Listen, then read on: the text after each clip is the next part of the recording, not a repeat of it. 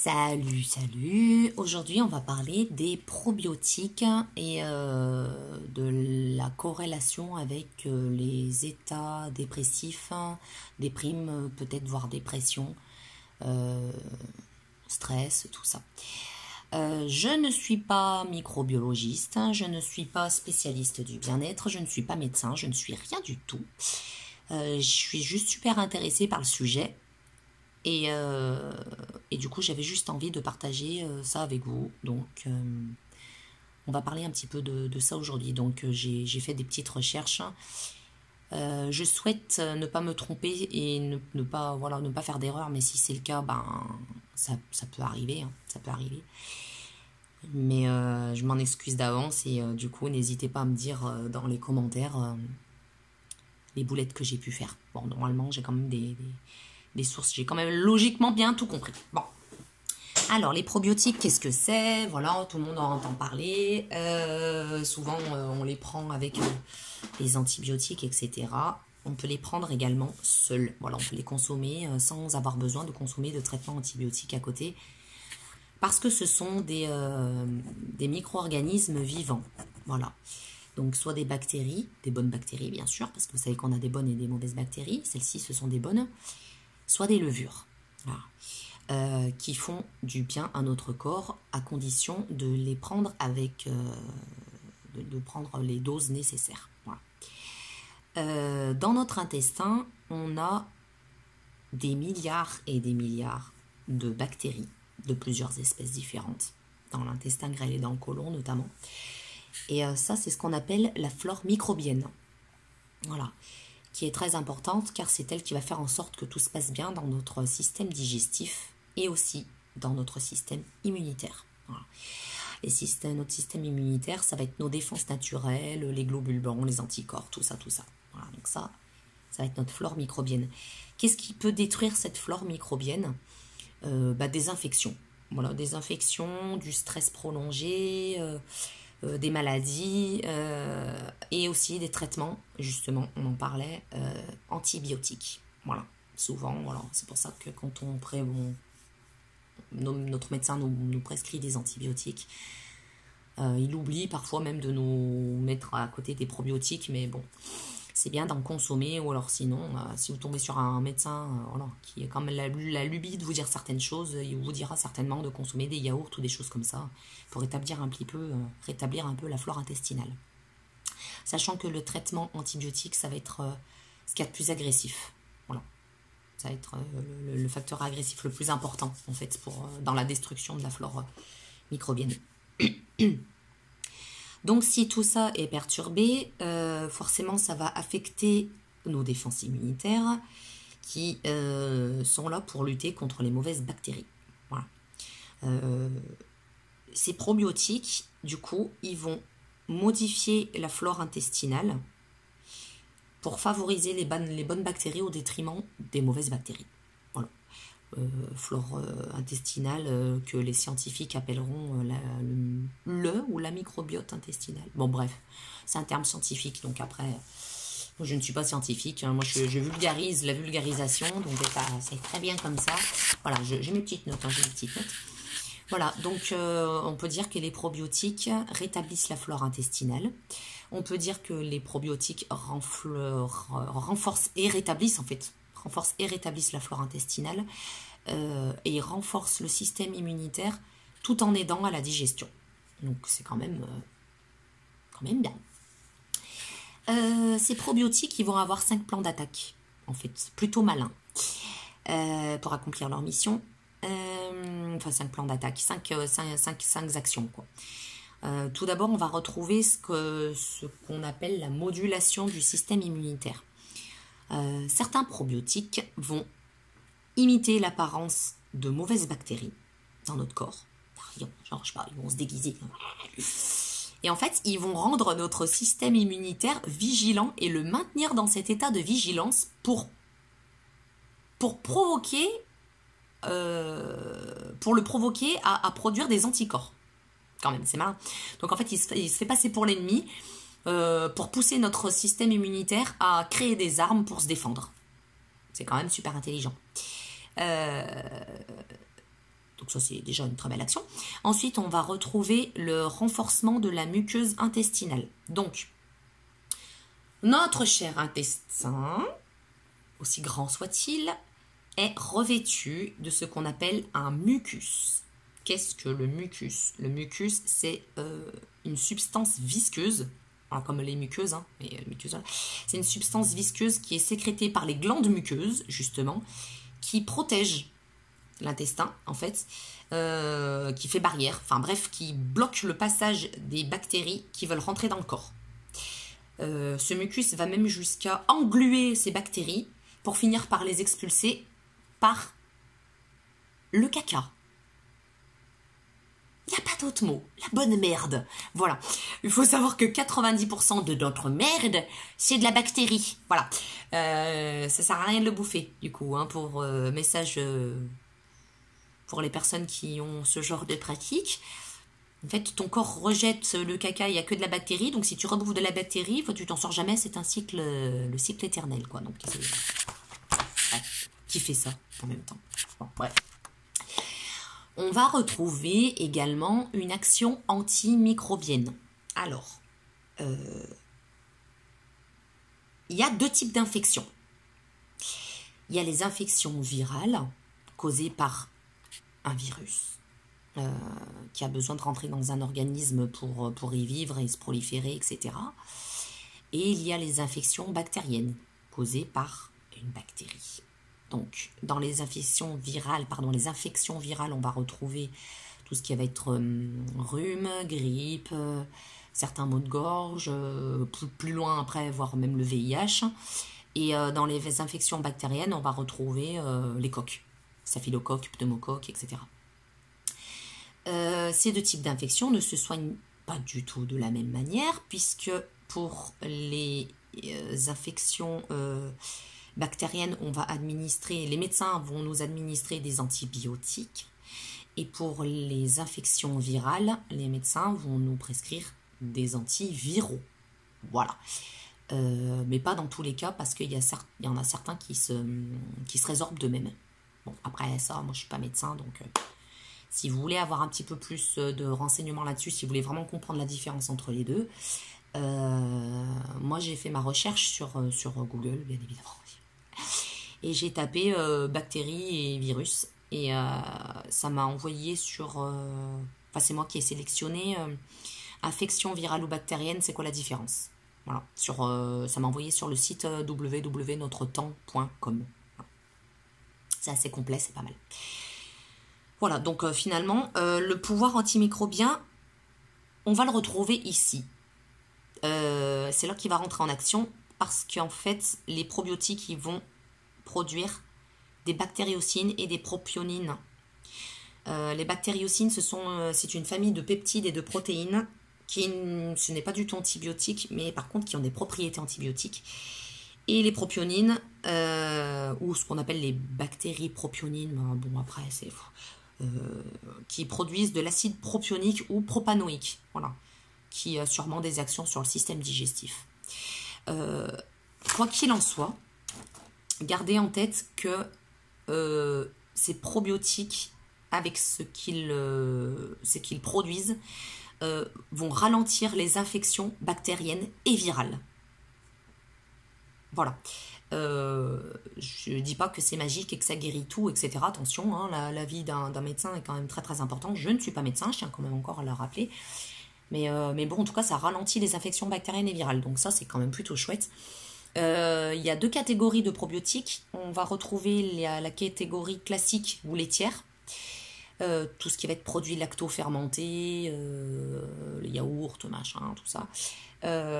En fait, ce sont les bactéries qui fermentent et qui vont produire de l'acide lactique. Et les probiotiques cutanés, donc tout ce qui va être la flore de la peau, les muqueuses, tout ça. Donc voilà, l'action antimicrobienne, elle est là. Action anti-cancéreuse. Alors, l'action anti-cancéreuse, pourquoi? Parce que les bactéries probiotiques produisent aussi des enzymes. Des enzymes, ce sont des protéines qui ont un pouvoir catalytique. Donc catalyser, donc accélérer ou réorienter, voire transformer. Vulgairement, ça peut transformer quelque chose de nocif en non nocif. Enfin, moi, c'est comme ça que je l'ai compris. Vous me direz, en gros, si c'est juste. Voilà.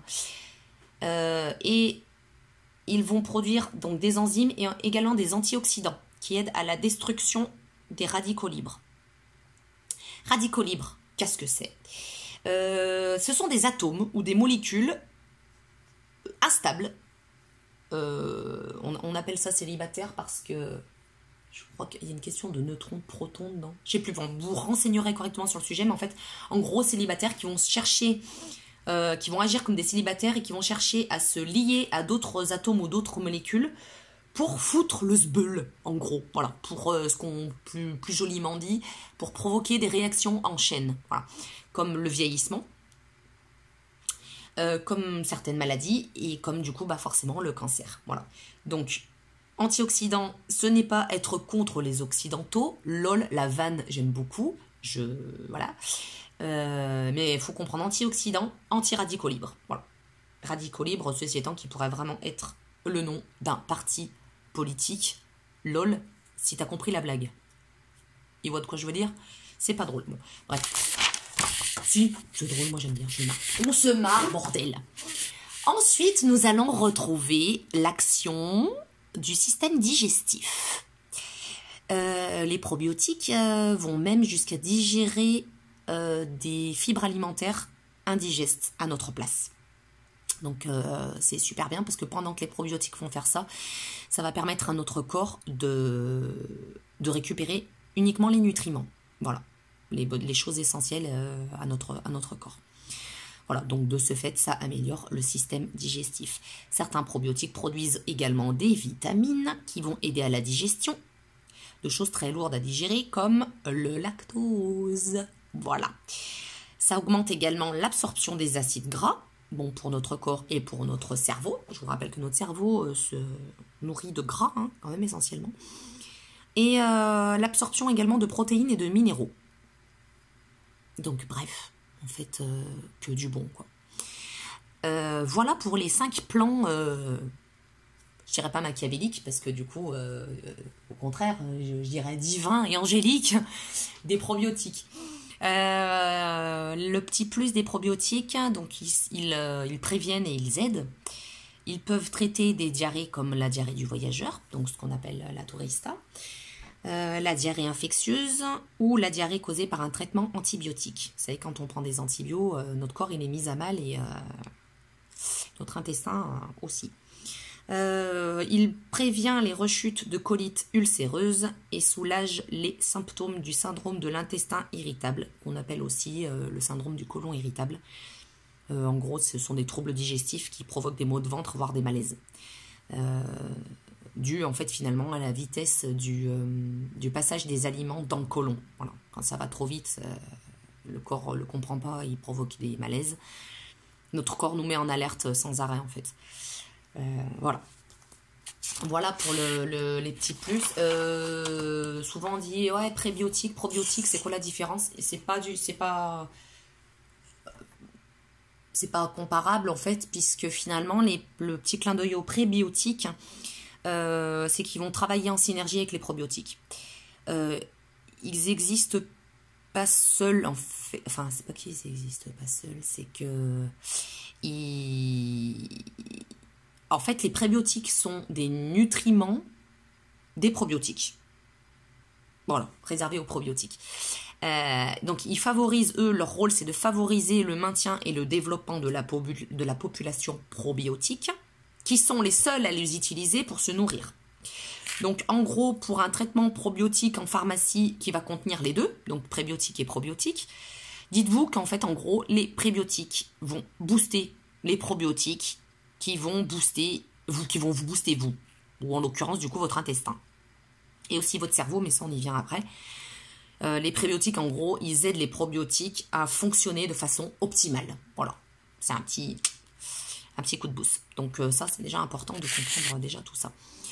Tout ce que je viens de vous dire, je le tiens d'une source que je suis allée récupérer sur les internets, bien évidemment, par Patrick Despaquettes. qui est microbiologiste et consultant en prévention des infections. Donc, je me suis inspirée de même plus qu'inspirée.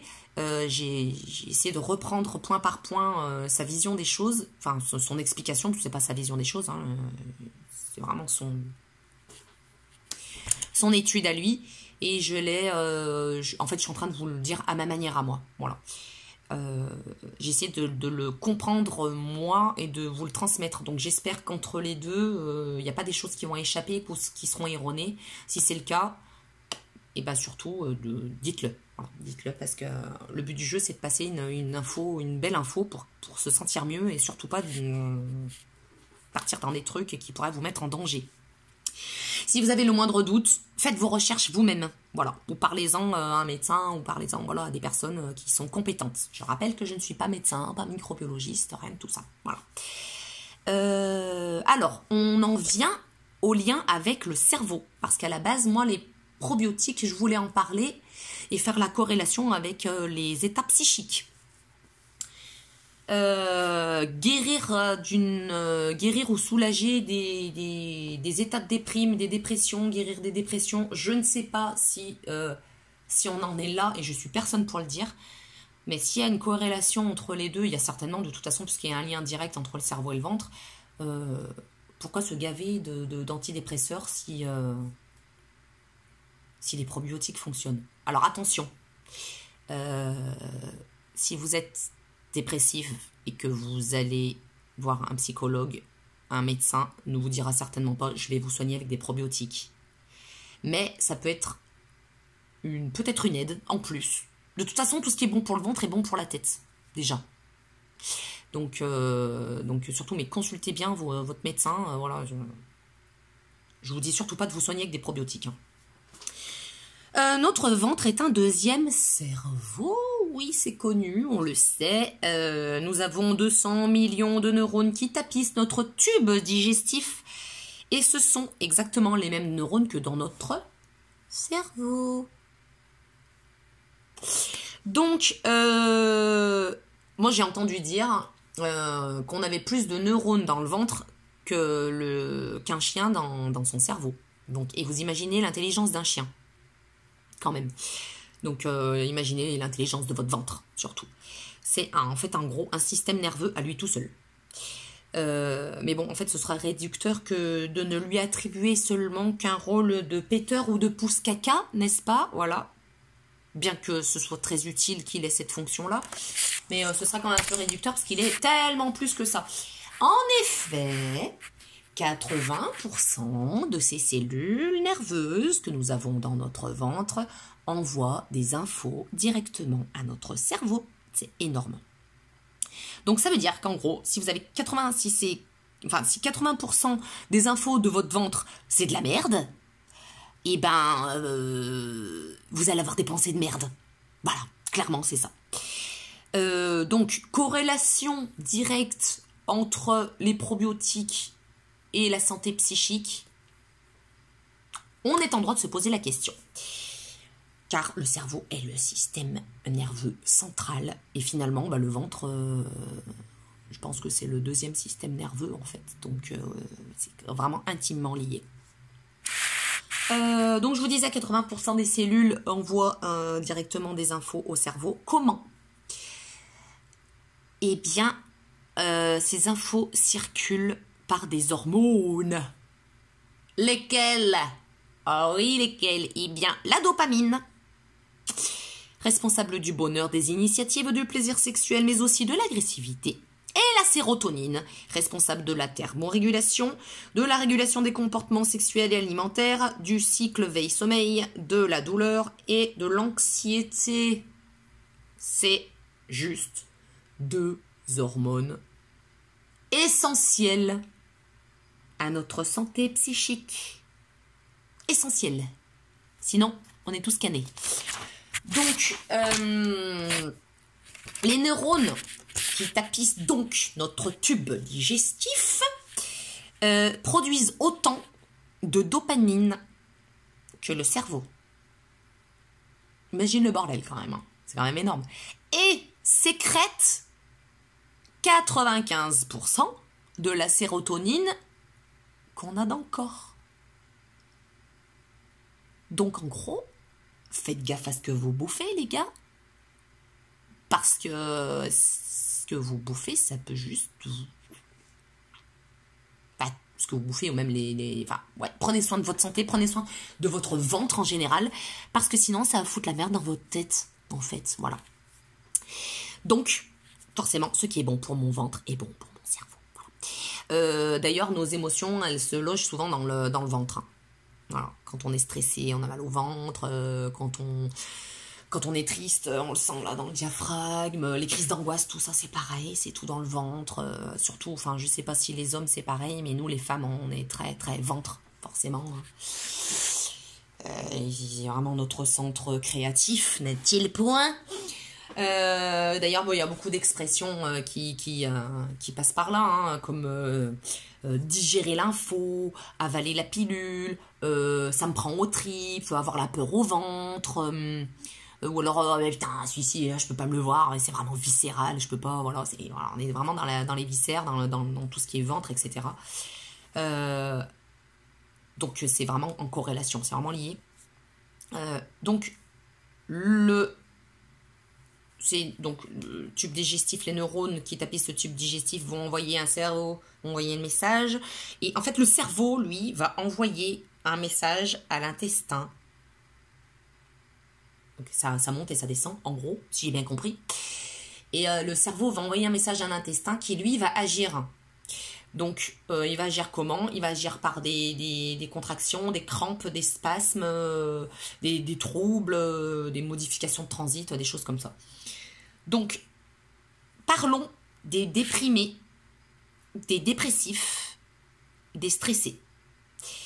Leur système digestif, du coup, dans l'état dans lequel ils vont se trouver, leur système digestif va produire beaucoup plus de ghrelin. G-H-R-E-I-L-I-N-E.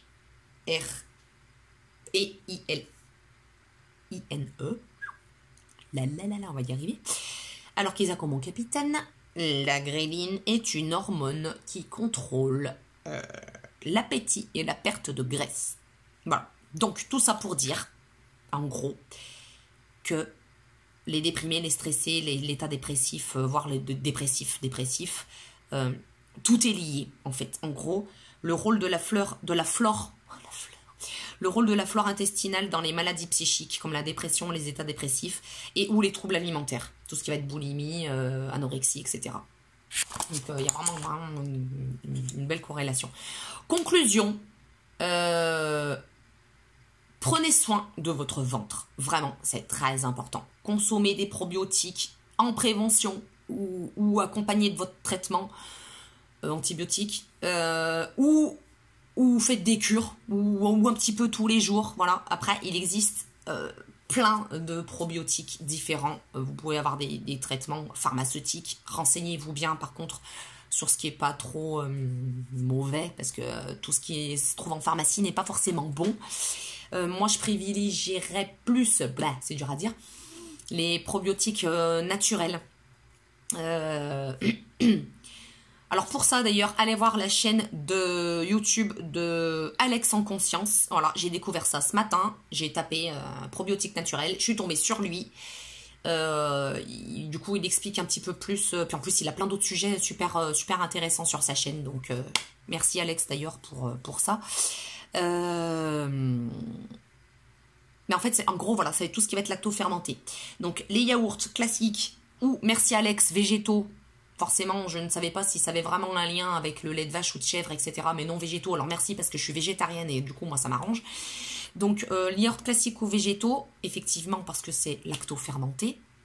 Finalement, c'est logique. Tofu, alors il existe du tofu lacto-fermenté. Ça, c'est ma sister qui m'a fait découvrir ça. Le vinaigre de cidre, alors moi le vinaigre de cidre je l'aime le consommer tous les matins, d'ailleurs j'en ai presque plus, il faut que j'en rachète. J'en bois un petit peu tous les matins avec j'aime bien boire ça avec de l'eau gazeuse, voilà, ça me fait du bien. Du coup lui il explique qu'il y a aussi les cornichons, levure de bière, tempeh, choucroute, miso, algues, spiruline, très bon d'ailleurs quand on est végétarien parce que c'est gavé de protéines. Mais allez voir sa chaîne parce que du coup, il va expliquer ça un peu plus en détail. Voilà, donc ça c'est cool. Et à lire aussi, je ne l'ai pas lu parce que j'ai fait vraiment mes recherches hier et là en plein confinement c'est un peu compliqué pour aller à la boulangerie, j'allais dire, non, pas du tout. La bibliothèque pour aller me choper un livre et les commandes, je sais pas trop comment ça se passe, mais bon, j'essaye d'éviter, voilà. L'intestin, notre deuxième cerveau, comprendre son rôle clé et préserver sa santé, par le professeur Francisca Joly Gomez. Voilà. J'essaierai de vous mettre ça en description si je sais comment faire parce que je suis vraiment novice sur ce genre de vidéo. Bon, je sais pas faire les montages, tout ça, donc c'est un peu compliqué pour moi. Mais voilà, en tout cas, merci pour avoir écouté toute ma vidéo. Elle est un peu longue, mais bon, je pense qu'elle est quand même importante. J'espère que je vais pouvoir la poster d'ailleurs, ce serait cool. Et n'hésitez pas si vous avez des questions, s'il y a des choses qui vous paraissent un peu bizarres. Bien évidemment, je vous demande de faire ça dans la plus grande bienveillance. Voilà, on apprend tous les jours. Moi, j'apprends. Voilà, il y a pas mal de personnes qui m'apprennent des choses. Si je peux vous apprendre des choses du peu que je sais, je suis ravie de le faire, de pouvoir vous transmettre des choses. Mais voilà, si ça vous a plu, un petit like, un petit abonnement. Je fais pas que ça, mais en fait, c'est pas du tout. Voilà, moi, je chante, je raconte des conneries. Je suis tout et son contraire. Et ça me va très bien comme ça. Voilà. Je vous fais des gros bisous. Plein d'amour et de lumière sur vos petits cœurs. Et j'espère n'avoir rien oublié. Sinon, on refera une vidéo. Bisous!